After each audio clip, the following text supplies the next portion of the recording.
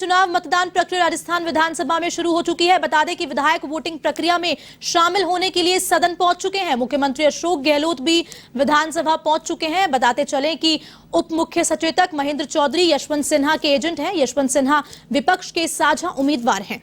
वहीं एनडीए उम्मीदवार द्रौपदी मुर्मू के एजेंट राजेंद्र राठौड़ हैं।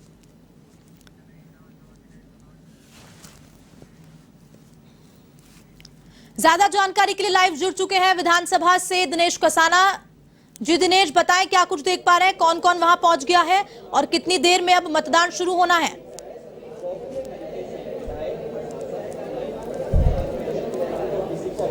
देखिए, मतदान की प्रक्रिया विधानसभा में शुरू हो चुकी है। आज राष्ट्रपति पद के लिए देश भर में मतदान हो रहा है। लोकसभा, राज्यसभा और जो विधानसभा के सदस्य हैं वो राष्ट्रपति के चुनाव के लिए मतदान कर रहे हैं। राजस्थान विधानसभा में फिलहाल मतदान की प्रक्रिया यहाँ पर चल रही है। मुख्यमंत्री अशोक गहलोत कुछ देर पहले ही यहाँ पर पहुंचे थे और उन्होंने सबसे पहले यहाँ पर पहुंचकर अपना पहला वोट कास्ट किया और इसके साथ ही मतदान की प्रक्रिया में है जो बीजेपी के विधायक हैं वो लगातार भाग ले रहे हैं। और मतदान करके जो विधायक यहाँ पर आए गोपीचंद मीणा, उनसे हम बात करते हैं। बीजेपी के विधायक गोपीचंद जी, किस तरह से देखते हैं जिस तरह से द्रौपदी मुर्मू को एनडीए ने कैंडिडेट बनाया और लगातार आप अपील भी कर रहे हैं कि आदिवासी जो विधायक हैं वो इनके समर्थन में? देखिए, आज भारतीय जनता पार्टी राष्ट्रीय नेतृत्व हमारे यशस्वी प्रधानमंत्री जी ने आदिवासियों को जो एनडीए का प्रत्याशी द्रौपदी मुर्मू जी को बनाकर आदिवासियों का सम्मान बढ़ाया है।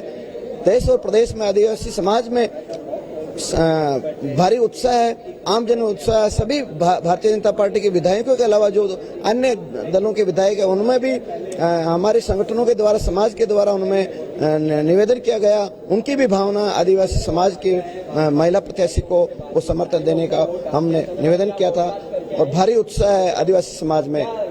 दूसरे दलों से उम्मीद है कि आदिवासी जो विधायक हैं वो साथ आएंगे? निश्चित रूप से हमें उम्मीद है। हमारे भारतीय जनता पार्टी एनडीए के प्रत्याशी को निश्चित रूप से वोट मतदान करने की हमने अपील की है, समाज के संगठनों ने, सभी ने।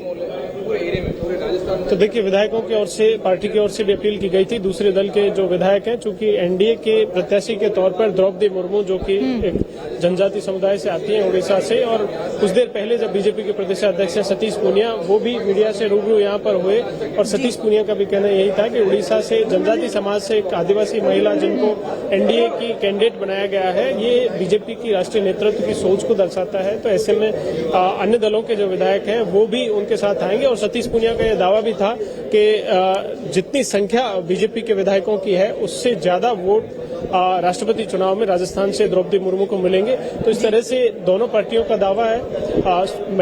महेंद्र चौधरी जो उप मुख्य सचेतक हैं उन्होंने भी दावा किया कि ये परंपरा रही है और मुख्यमंत्री अशोक गहलोत के नेतृत्व में हमेशा, चूंकि राज्यसभा के चुनाव हुए उसमें भी क्रॉस वोटिंग हुई। दिनेश, विधायक और सांसदों का दौर अभी जारी है, पहुंचना या फिर सब पहुंच चुके हैं? मिलेंगे। इस तरह से दोनों पार्टियों के दिनेश, विधायक और सांसद पहुंच चुके हैं सब या फिर अभी जारी है उनका दौर पहुंचना?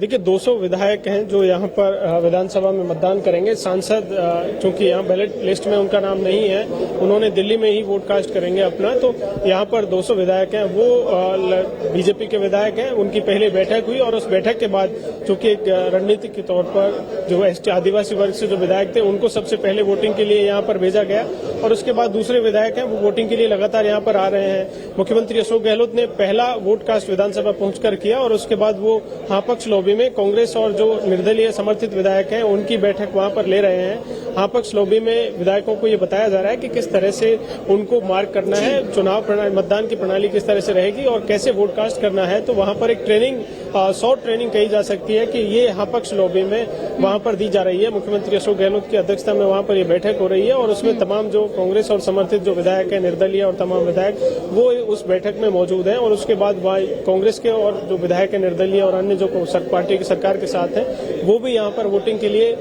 उनको भी डेलीगेट्स में भेजा जाएगा। तो फिलहाल बीजेपी के जो विधायक हैं वो यहाँ पर लगातार वोटिंग के लिए आ रहे हैं। वासुदेव देवनानी जो वोट कास्ट करके आए हैं और मीडिया से रूबरू भी हो रहे हैं। जी, व्यक्ति है उसका विकास होना चाहिए, उसके प्रतीक के रूप में जब आगे जाएंगी तो निश्चित रूप से उसमें एक नई ऊर्जा, नई संचालन, नया विश्वास उसमें जागृत होगा। देखिए वासुदेव देवनानी जो वोट कास्ट करके आए हैं, देवनानी जी किस तरह से देखते हैं, बहुमत आपको जितना है उससे ज्यादा मिलेगा मतदान? निश्चित रूप से हमारे पास तो ओरिजिनल 48.9% वोट थे, लेकिन जिस प्रकार से बाकी दलों का समर्थन मिल रहा है उससे लगता है कि यह हम 2/3 बहुमत से इस पद में हमारे मुर्मू जी जीतेंगी, इतना हमको विश्वास है।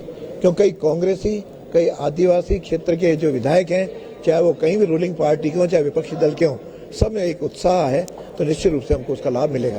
उपराष्ट्रपति के कैंडिडेट भी राजस्थान से जो बनाए गए हैं, तो जगदीप धनखड़ जो वेस्ट बंगाल के गवर्नर थे, सौभाग्य राजस्थान का। ये राजस्थान का गर्व है कि यहाँ से दूसरी बार उपराष्ट्रपति राजस्थान से बनने जा रहा है, क्योंकि एक किसान नेता भी हैं, किसान का प्रतिनिधित्व भी करते हैं और एक अच्छे अधिवक्ता भी हैं, जिसके कारण से राज्यसभा के संचालन में जो एक लाभ होने वाला है वह भी मिलेगा, उनका मार्गदर्शन भी मिलेगा।